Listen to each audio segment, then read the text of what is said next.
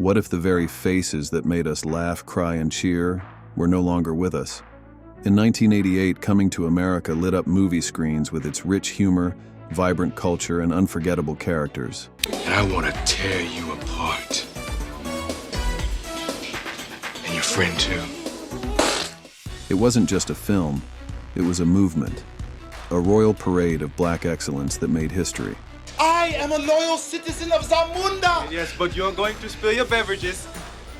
This is the greatest day of my life.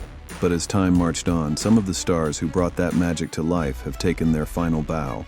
From wise kings to wild barbershop regulars, their legacies are etched in Hollywood history, but their loss still stings. So tonight we remember, we honor, and we revisit the timeless joy they gave us, one actor at a time. This is about the actors from Coming to America who have died.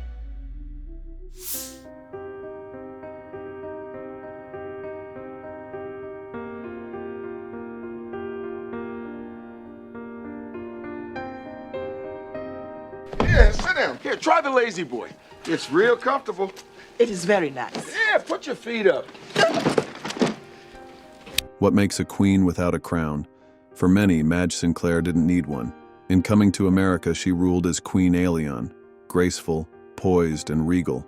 But her power extended far beyond the screen. Born on April 28, 1938, in Kingston, Jamaica, Madge trained as a teacher before leaving for New York in 1966 to chase a dream. She brought elegance to every role she touched, from earning an Emmy nomination as Belle Reynolds in Roots' Kunta Kinte's wife, to voicing Queen Sarabi in The Lion King, guiding Simba with quiet strength. Mufasa. Simba. You're alive? How can that be? It doesn't matter. I'm home.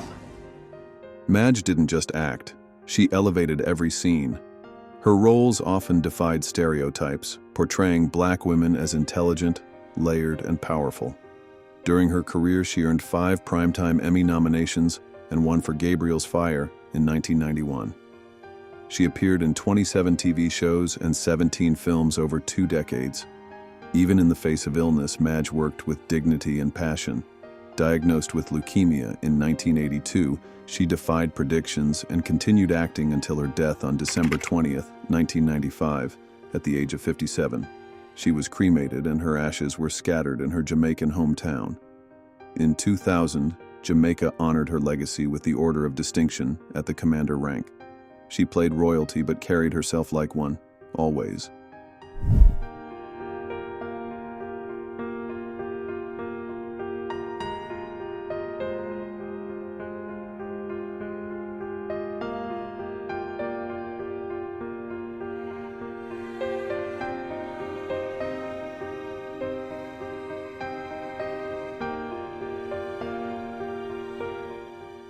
What if the funny guy behind the counter had one of the biggest hearts in Hollywood?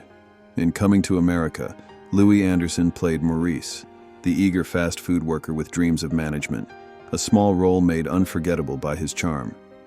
Interestingly, his casting was influenced by Paramount's request for a white character in the predominantly black cast. Born in St. Paul, Minnesota in 1953, Louie grew up as one of 11 siblings in a challenging household. He transformed those hardships into comedy that was raw, honest, and empathetic.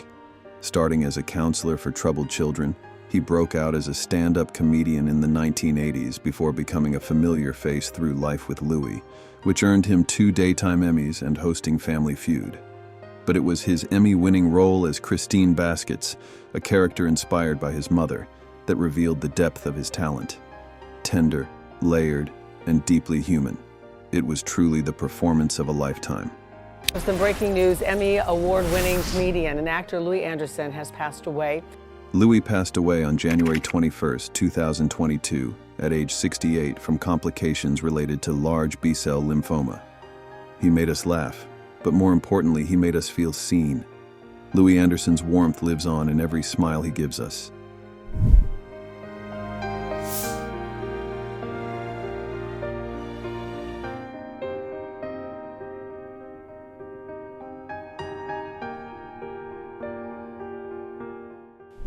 I am Colonel Izzy.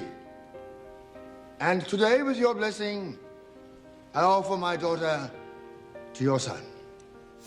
Calvin Lockhart, born Bert McCloskey Cooper in Nassau, Bahamas, on October 18, 1934, was a trailblazing Bahamian-American actor known for his striking looks and commanding presence.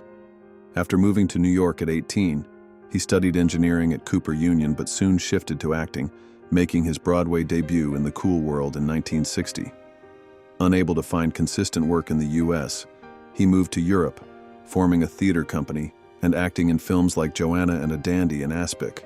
Lockhart gained prominence during the blaxploitation era of the 1970s, with standout roles as Reverend Deke O'Malley in Cotton Comes to Harlem and Biggie Smalls in Let's Do It Again. He also appeared in Sidney Poitier's comedies Uptown Saturday Night. His versatility extended beyond the genre, including performances with the Royal Shakespeare Company and roles in mainstream films like Coming to America as Colonel Izzy. In his later years, Lockhart returned to the Bahamas, working with local theater groups. He passed away on March 29, 2007, at age 72, due to stroke-related complications. Calvin Lockhart didn't just act, he commanded every moment on screen with style, soul, and dignity.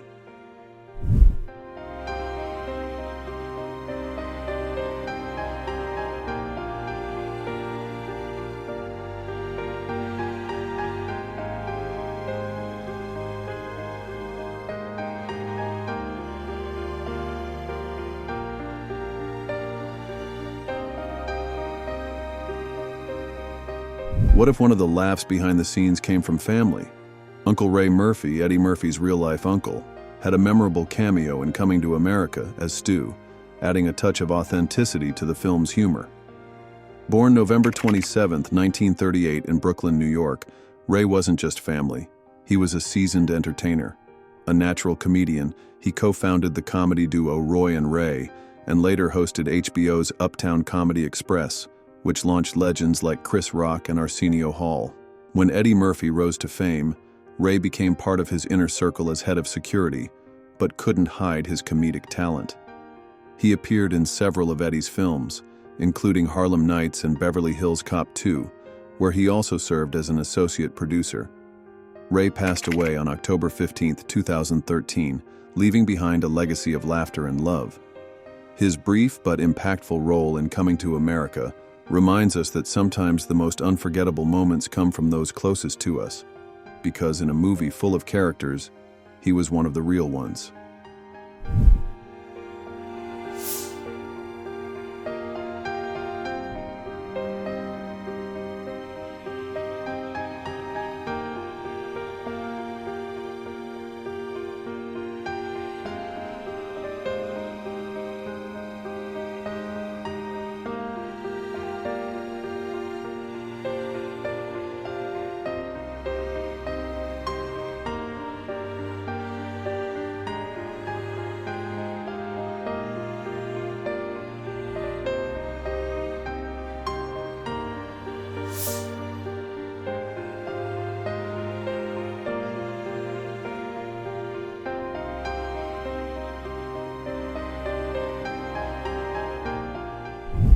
What does resilience look like on screen? For decades, John Amos embodied strength, integrity, and quiet dignity. In Coming to America, he played Cleo McDowell, a man of hustle and humor. This is America, Jack. Now you say one more word about Lisa here, and I'm gonna break my foot off in your royal ass. But that role was just one thread in a rich tapestry. Born in Newark, New Jersey on December 27, 1939, Amos first pursued football before finding his true calling in acting. He became a household name in the 1970s as James Evans Sr. on Good Times, portraying a hard-working father who challenged stereotypes and gave voice to working-class black families. Later, he delivered an Emmy-nominated performance as Kunta Kinte in Roots, anchoring one of television's most transformative events. Amos's versatility shone across genres, from dramas like The West Wing to comedies like Coming to America. His performances were always grounded and authentic. Beyond acting, he was a trailblazer who broke barriers in sports and education before transitioning to Hollywood. John Amos passed away on August 21, 2024, at age 84 due to congestive heart failure. his legacy endures through roles that brought weight and wisdom to every scene. He didn't just act, he represented.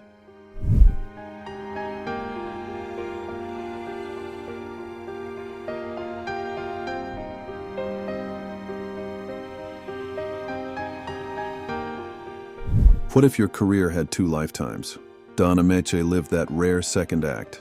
Long before he played the scheming Mortimer Duke in Trading Places and reprised the role in Coming to America, Don was already a household name, an icon of Hollywood's golden age.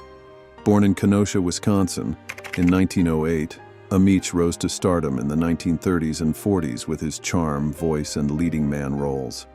His portrayal of Alexander Graham Bell in The Story of Alexander Graham Bell was so iconic that Ameche became slang for telephone. But like many stars of his era, his fame faded over time. Then came the comeback. Starting with Trading Places in 1983, audiences rediscovered him as a versatile actor. He cemented this revival with his Oscar-winning performance in Cocoon, 1985. By the time he appeared in Coming to America, 1988, Randolph! Leave me alone, Mortimer! Randolph! it wasn't just a cameo. It was a celebration of a career reborn. On December 6, 1993, Don Ameche passed away at age 85 from prostate cancer. His career spanned decades, mediums, and generations. Don didn't just age with grace. He reminded us that some legends never go out of style.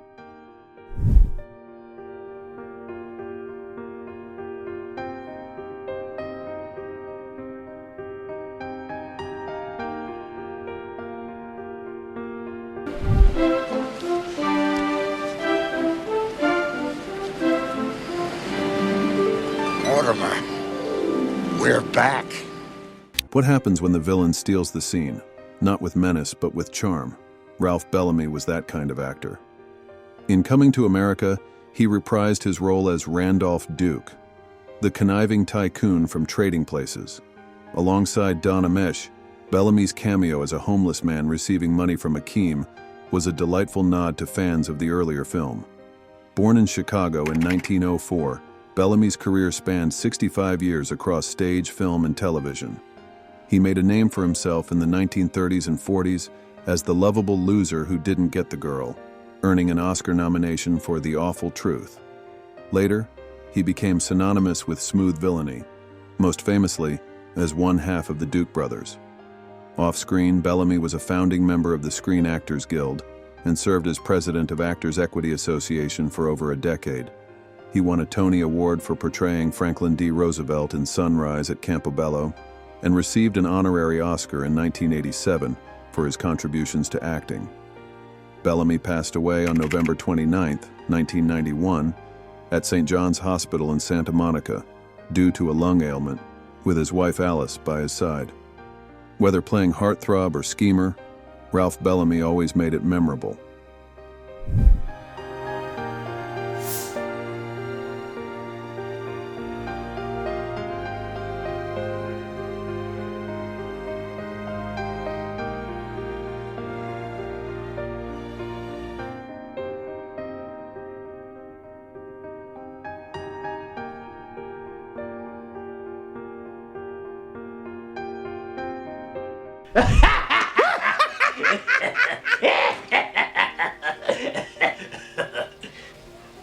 I'm King Joffrey Joffre, ruler of Zamunda. What does a voice sound like when it becomes part of history? For generations, James Earl Jones didn't just speak, he resonated. As King Jaffe Joffer in Coming to America, his presence was regal, commanding, unforgettable. But that was only one crown he wore. Born in Arcaboutla, Mississippi in 1931 and raised in Michigan, Jones battled a childhood stutter so severe he was nearly silent for years. Through acting, he found his voice, a resonant basso profundo that became one of the most iconic in film history. Darth Vader, Mufasa, the voice of CNN. He could thunder with power or soften with warmth. Jones earned multiple accolades, including 2 Tony Awards for The Great White Hope and Fences, 2 Emmys in 1991, a Grammy Award and an Honorary Academy Award in 2011. He was also recognized as an honorary EGOT winner for his lifetime contributions to entertainment. Off-screen, Jones lived quietly, devoted to his family and craft. Legendary actor James Earl Jones, whose booming voice gave life to iconic characters like Darth Vader and the Lion King's Mufasa, has died. He passed away peacefully on September 9th, 2024, at his home in Dutchess County, New York, surrounded by loved ones. James Earl Jones didn't just act, he spoke into the soul of cinema. His voice will echo forever across generations. They made us laugh. They made us believe in fairy tales with soul, style, and swagger. The cast of Coming to America wasn't just a lineup, they were legends. And though some of them are no longer with us, their performances continue to echo in our memories like a favorite scene on repeat. Which actor's role meant the most to you? Drop their name in the comments and let's celebrate their legacy together. And if you want more moments like this, more tributes, more nostalgia, be sure to like, comment, and subscribe. Because the story doesn't end here. The kingdom lives on. Long live the kings and queens of Zamunda.